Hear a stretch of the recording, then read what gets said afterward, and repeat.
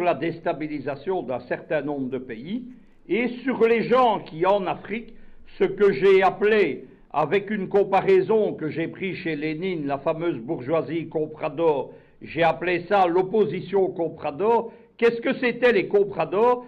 C'était du temps du colonialisme portugais à Macao, des Chinois qui acceptaient la domination coloniale portugaise à condition de garder une part de l'économie et du commerce.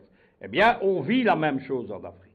J'ai longuement averti sur qui était Katumbi. On est, avec le mandat d'arrêt international, dans le noyau, le fond de l'affaire. Si vous suivez les médias occidentaux, on a bâti une grande légende autour de Katumbi, on appelle ça une storytelling, c'est-à-dire qu'on vous invente la vie de quelqu'un. Il y a notamment un film, Katumbi, gouverneur du Katanga, qui a été financé en partie par Arte. Arte, ce sont les gouvernements de Paris et de Berlin, c'est de l'argent public. Et on nous expliquait que Katumbi était un honnête homme, que c'était quasiment le seul politicien congolais honnête, alors que c'est un affairiste qui a livré le Katanga aux multinationales. Ça, c'est un aspect du personnage. Le deuxième aspect, c'est l'affairisme. L'affairisme, qu'est-ce que c'est? C'est que Katumbi, il appartient à une très grande famille affairiste qui s'appelle en réalité les Soriano. Lorsque vous fouillez dans les dossiers Katumbi, vous voyez qu'il est détenteur de 3 passeports différents, avec 3 nationalités, et que dans ces passeports, il ne porte pas le même nom. Il y a notamment un Moïse Soriano, qui conclut les contrats Soriano, Katumbi, Katumbi bis, on ne sait pas très bien. Troisième chose, Katumbi, c'est le choix d'un scénario politique.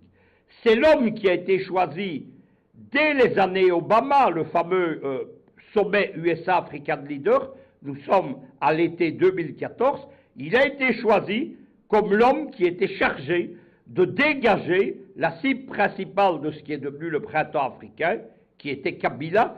Kabila invité au sommet USA-African Leader et qui s'est vu opposé à une conférence de presse à John Kerry, qui était le ministre des Affaires étrangères américain de l'époque, et le but était très simple, c'était d'humilier Kabila, qui a été sous-estimé et qui a compris directement ce qui se passait.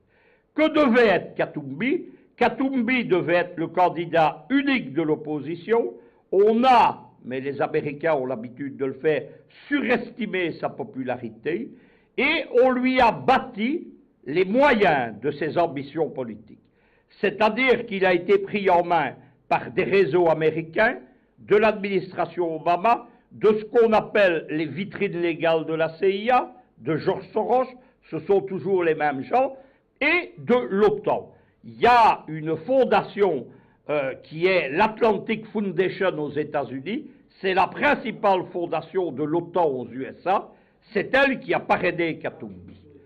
Katumbi, qu'est-ce qu'on a fait? On lui a créé tout d'abord une ONG puissante dont le but officiel, ne souriez pas, ne riez pas, il n'y a pas de quoi, c'est le panafricanisme.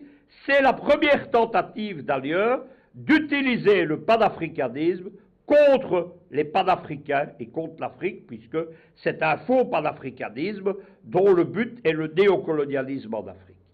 À la tête de cette ONG, qui a des moyens considérables, il y a un ancien conseiller à la sécurité nationale, et vous allez comprendre pourquoi j'ai fait ce long détour, donc conseiller à la sécurité nationale d'Obama, c'est le général Jones. Le général Jones, lorsqu'il cesse d'être conseiller, c'est un militaire du Pentagone à la retraite.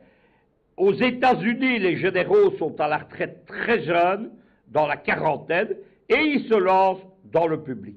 Le général Jones, il a fait comme tous les généraux du Pentagone, il a créé une firme de sécurité et de mercenaires, mais on dit aujourd'hui des contractuels, c'est l'International Jones Group.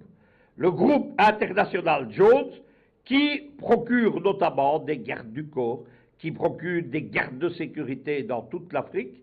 Jones a une particularité, il dirige une firme de mercenaires, il est bien introduit dans l'administration américaine, mais c'est aussi le principal administrateur de l'ONG de Kabila. Kabila, à un moment donné, introduit des mercenaires au Congo sous prétexte, dit-on, d'assurer sa sécurité. En réalité, il prépare un mauvais coup. Ces gens sont arrêtés. Il y a ce sont d'anciens Marines, il y a un de ces Marines qui fait des aveux en présence de ses avocats de la police congolaise devant un représentant de l'ambassade américaine dont il n'est pas molesté, il n'a pas été brutalisé, torturé, etc.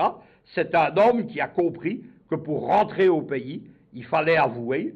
À partir de ce moment-là, le parquet général congolais lance une procédure pour déstabilisation et subversion de l'État congolais, pour utilisation de mercenaires, et c'est le début de l'affaire qui vaut aujourd'hui à Katumbi d'être poursuivi.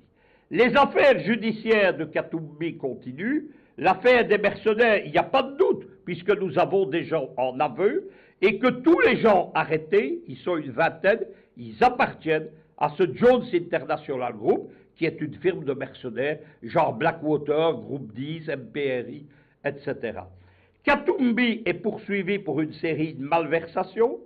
Il y a notamment des spoliations de citoyens congolais dans l'achat de bâtiments. Il est condamné, il est en appel. La presse occidentale, les Belges surtout, nous disent Katumbi, il est innocent. Regardez, il est en appel. Quand vous êtes en appel, vous n'êtes déjà plus innocent, puisqu'il est en appel contre une condamnation. Deuxième procédure qui suit, c'est la procédure, l'affaire, ce qu'on appelle l'affaire des mercenaires, je le répète, sur lequel il n'y a pas de doute. Et ce que veut le parquet général congolais, c'est arrêter la petite musique de nuit, où la presse belge, en particulier Le Monde Afrique, sa petite sœur, la Libre Belgique Afrique à Bruxelles, nous raconte que Katumbi est poursuivi politiquement. C'est un agneau blanc innocent. On l'a empêché d'être candidat. Il n'a pas pu venir déposer sa candidature, non pas parce qu'on lui a interdit de rentrer, mais parce qu'il y a un mandat d'arrêt international contre lui et qu'il conviendrait qu'il se constitue prisonnier et qu'il soit incarcéré, ce qui suffit d'ailleurs à empêcher sa candidature aux élections. Mais Katumbi reste un des jokers des Occidentaux, puisque vous avez vu ce rassemblement de 8 partis de l'opposition congolaise, alors que les candidatures à la présidentielle sont déposées, en cours d'être examinées. Donc, dire maintenant nous allons présenter un candidat unique, ça veut dire qu'on s'apprête à saboter les élections. Et certains de ces partis de ce G8, ce sont des gens qui espèrent toujours présenter un Katumbi avec les moyens américains financiers dont dispose Katumbi comme candidat à la présidentielle. Il était temps que Kinshasa siffle la fin de la récréation. Merci donc à vous, Luc Michel. Eh bien,